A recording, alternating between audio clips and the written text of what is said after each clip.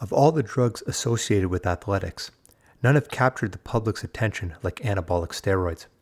From Canadian sprinter Ben Johnson's debacle at the 1988 Olympics to revelations of use by WWE wrestlers, few sporting events have been left untouched by these muscle-gaining agents. Contrary to popular belief, anabolic steroid use did not start with Ben Johnson in 1988. They are a result of over a century's research into hormonal control. Early researchers were not attempting to improve athletic performance, they were searching for the fountain of youth. In 1889, Dr. Brown Secord developed an extract derived from dog testes. After injecting himself with the concoction, he felt a rejuvenating effect, particularly in matters of sexual performance. His colleagues never took him seriously, though, and within 5 years he died. At the turn of the century, other researchers went a step further and began carrying out transplants on humans using monkey testicles. Although there was a temporary rejuvenating effect, lifespans were not increased, and the only substantiated side effect was to give the recipients monkey syphilis. The first big break in anabolic steroid research came in the mid-1930s with German pharmacologist Dr. Lacour, isolated crystals from bull testicles.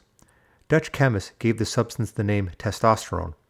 Shortly thereafter, Swiss researchers succeeded in synthesizing testosterone and other closely related derivatives from cholesterol. Research carried out over the next decade indicated that these newly synthesized drugs, which belong chemically to a class of drugs called steroids, produce such anabolic effects as increased muscle size and strength. It wasn't long before the term anabolic and steroid were mated together and a new age in pharmacology begun. During the late 1930s and early 1940s, researchers realized that these new anabolic steroids had potential for use in sports. After all, any drug that increased muscle mass and strength and at the same time decreased body fat levels were applicable to a wide range of athletic events. Once the news got around the athletic community, it wasn't long before the first syringes and vials started appearing in locker rooms. Trying to pinpoint the exact moment steroids became part of sports is difficult because most of the participants have since passed away, and given the harsh treatment experienced by modern athletes who failed drug tests, it's doubtful that any surviving athletes from the 30s and 40s would ever admit to their use. Another point to consider is that anabolic steroid classification did not take place overnight, but over a few decades. In all probability, many athletes were using some form of steroid or testosterone derivative and not even aware of it.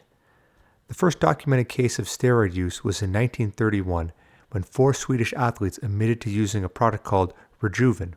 Rejuven was a German drug that contained testosterone, albeit in small doses. One of the most prominent steroid researchers during the 1950s was Dr. John Ziegler.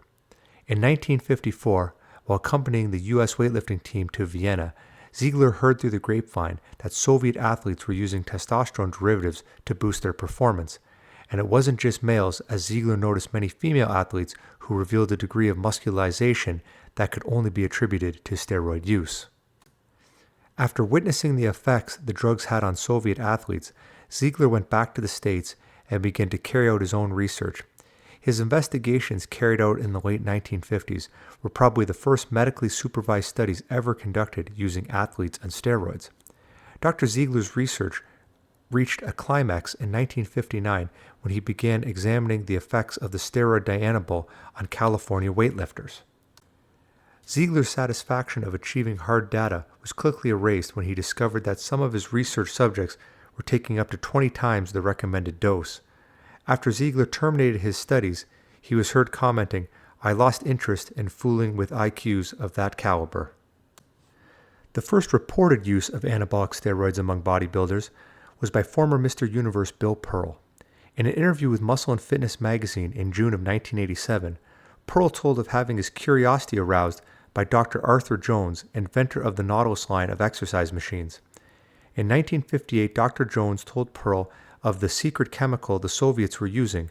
Not being one to blindly take anything he was unfamiliar with, Pearl headed to the library of the University of California to do his own research. After a veterinarian informed him about the effects of a steroid Nelavar had on cattle, Pearl decided to settle his curiosity. A 3-month trial period brought Pearl a 25-pound increase in muscle mass accompanied by a dramatic increase in strength. Throughout the 1960s and 1970s, the use of steroids among the world's bodybuilders grew at an alarming rate. The situation reached the point where virtually all contestants in a given show were believed to be using one or more anabolic steroid. The proof for such speculation began to surface in the 1980s as many of the sport's greatest stars admitted to steroid use. Among the bodybuilders who have admitted to using steroids during their competitive career include Arnold Schwarzenegger, Mike Matarazzo, Larry Scott, Mike Mentzer, and Tom Platz.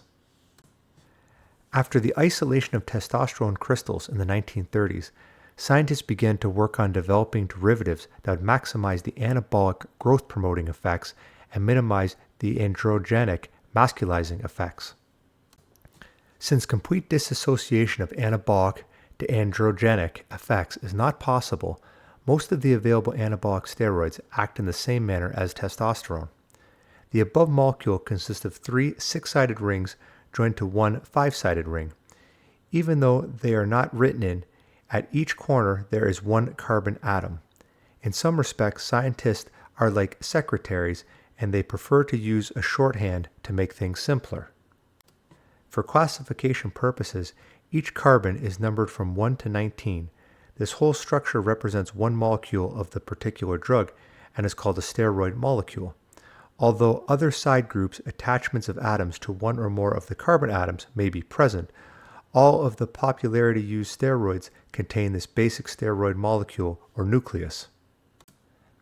Like most steroid hormones, testosterone is poorly absorbed by the gastrointestinal tract, and anything which does reach the bloodstream is quickly deactivated by the liver. To increase the effectiveness of anabolic steroids for therapeutic purposes, scientists have added a side group to the carbon-17 position, called an Alky group. These forms of steroids are less susceptible to degradation by the liver. All derivatives called 19-nortestosterones are among the most effective anabolic steroids known.